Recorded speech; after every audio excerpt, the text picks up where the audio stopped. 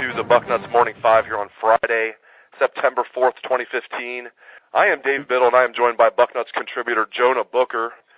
J-Book, all the talk during the offseason about the quarterback situation, would it be J.T. Barrett? Would it be Cardale Jones? And I think the decision has been made. I think it's pretty clear the decision has been made. I think it's going to be J.T. Barrett. I'll be shocked at this point if it won't be J.T. Barrett. And I've said all along I thought Cardale Jones would start and Barrett would come in. But, my friend, I think I was wrong on that. All signs point to Barrett. Do you concur or do you disagree? I agree. I think it's going to be Barrett. I was in the camp as well during the offseason that thought it was Cardale Jones who was going to win that job. You look at the momentum he had coming off the national championship in the 3 games, but as the training camp progressed, all signs point that J.T. Barrett was one of the most consistent out of the quarterbacks, which is going to be huge in Meyer's offense because he runs it to perfection, and being consistent and taking care of the football is going to be huge. And it's such an interesting dynamic because we had in the boarding house earlier this week, the NFL scout is even puzzled by this quarterback competition because if Jones were to win the job and play well, NFL guys are saying he was a potential first-round lock. Now you got a guy who has a skill set and the ceiling to be a first-round NFL quarterback who's probably not even going to win the starting quarterback job in college. Right. Yeah, it's amazing. I mean, it's just we haven't seen anything like it. The storybook ending to Ohio State's season last year, and then, for it to funnel right into this season with the quarterback drama. I mean, it's just days of our Buckeyes continue. And I will say this, even though it looks like all signs point to J.T. Barrett being the starter, also, J-Book, all signs point to a 2-quarterback system. Now, I think, when the chips are down in the Virginia Tech game, if that's close, they're not going to mess with the 2-quarterback system. They're going to pick one guy and go with him, that probably being J.T. Barrett. But what do you think about that? I mean, it sounds like, Urban Meyer's not even mincing words. He's basically saying, yes, we're going to play both guys. He's not saying how much. He's not guaranteeing it's going to be in the Virginia Tech game. But give me your thoughts. Do you think, let's focus on the Virginia Tech game. Do you think there will be a 2-quarterback system? And if so, how much do you think Cardale Jones will play in a reserve role? Well, you're going to see 2 quarterbacks, but Meyer has kind of alluded that you're not going to see a constant rotation of guys. They're both going to play, but it's not going to be one guy plays this series, another guy plays this series. I think you're going to see JT start the Virginia Tech game. Now, something that I heard that Bobby Carpenter was mentioning, what I thought was an excellent point. Let's say that JT does start that Virginia Tech game, and he struggles against that Bear front defense again. The offense is not clicking, and then all of a sudden, maybe the 3rd or 4th series, you throw Cardale Jones in there, and the offense catches fire.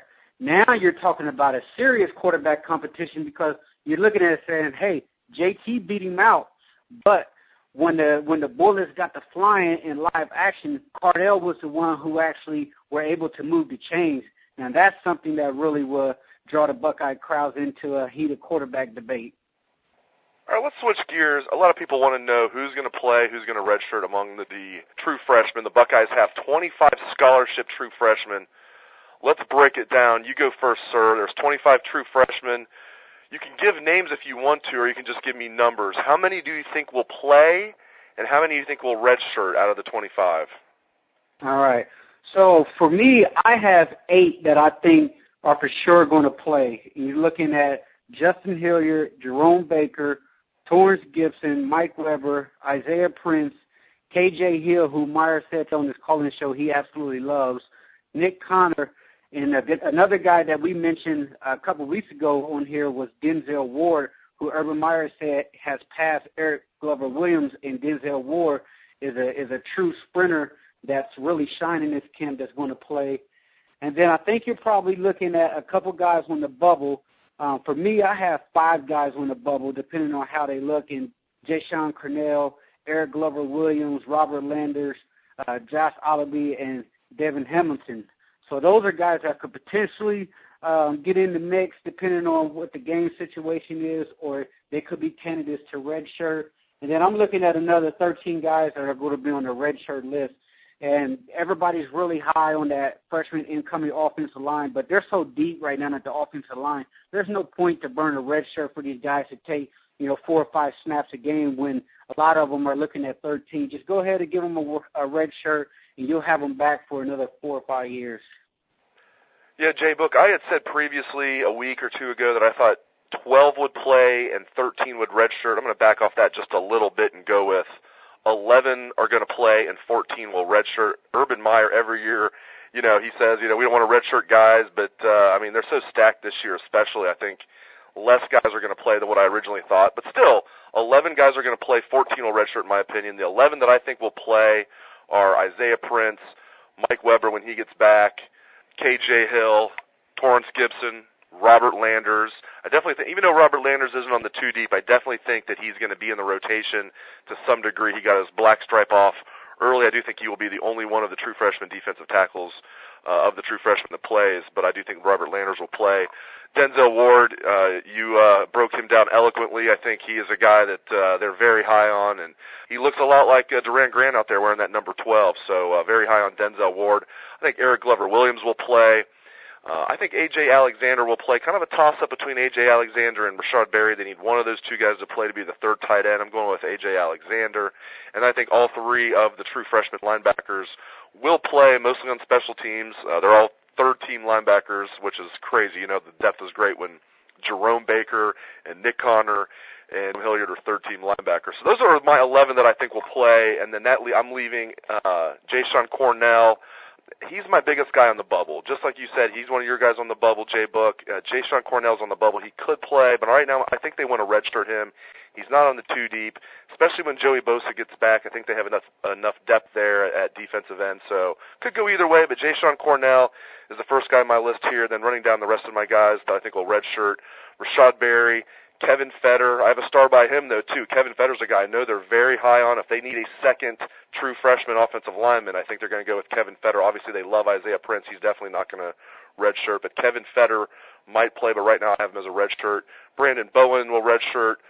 Matthew Burrell redshirt. Grant Schmidt redshirt. Josh Alibi redshirt. Devon Hamilton redshirt. Joe Burrow, Alex Stump, Liam McCullough, Damon Arnett, who is injured, Draymond Jones, who is injured, and then Joshua Norwood. So there you go. Those are the 25 true freshmen. We broke it down for you a little bit. Last thing before we go, we did our predictions on the site already, but for those who missed it, we're going to have one more show before the Virginia Tech game, but this is our last chance to talk to Jay Book before the game. Jay Book, break down the Virginia Tech game a little bit and give me your final score prediction. Here, early on this week, I was in the mindset this is going to be a really tight battle, especially after the news that Noah Brown went down, and then you had the suspended wide receivers. I'm thinking to myself, this is going to be a close battle. The spread right now has moved up to about 12. At first, I was calling it a 31-21 Ohio State win. You guys are getting me hyped up on the message boards there. You guys are selling me a lot of rah-rah, and I'm starting to buy into it. So I'm going to go with Ohio State 42, Virginia Tech 17. You're going to look at an angry football team who has revenge on their mind. Urban Meyer, he loves to get these guys dialed in these type of situations and revenge games. I think he's going to play that card up beautifully. He's going to have these guys foaming at the mouth come Monday Night Football on the big stage. Ohio State doing what they do, and they're going to go ahead and let America know why they're the consensus number 1 pick in college football. Wow, 42-17. You're even trumping me. I was thinking I was going to be a homer here. I have 38-17 Ohio State. Part of me thinks this is going to be a difficult game. I just think by the end, Ohio State's just going to just slug away, and it's going to be like a boxing match that's maybe close early, but by the end, you know who the champ is by that 6th, 7th, 8th round, and then there could be a knockout there in that 9th round, in that 3rd or 4th quarter, so to speak. So I like the Buckeyes to win 38-17. It won't be easy, but it won't be that close in the 4th quarter. Great stuff out of Jonah Booker. You can catch him every Sunday. He does Outside Columbus. He's all over the front row message board. He's just an all-around great guy. So thanks to Jonah Booker, a.k.a. J-Book. Thanks to the listeners out there. I hope everybody has a great and safe Labor Day weekend. Thank you for tuning into the show. And real quick, my daughters want to give a shout-out to the Utah Utes, who defeated Michigan last night 24-17. Girls? Michigan stinks! That's right. I'm raising them the right way. Take it away, best damn band in the land. Bucknuts.